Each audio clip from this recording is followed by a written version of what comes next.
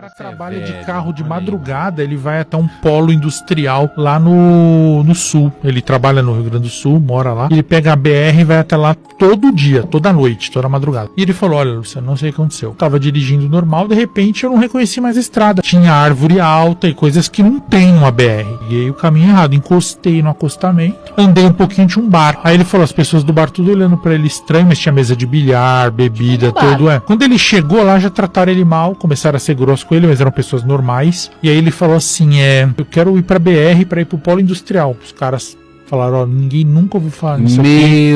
BR, o que é BR? Isso aqui. Aí uma moça, ele falou que tinha uma moça lá atrás do balcão. A moça foi até lá e falou assim, a moça também tratou ele mal, mas ela foi, pelo menos ela deu uma direção. Ela falou, você é um perdido, tem vários perdidos que vêm aqui.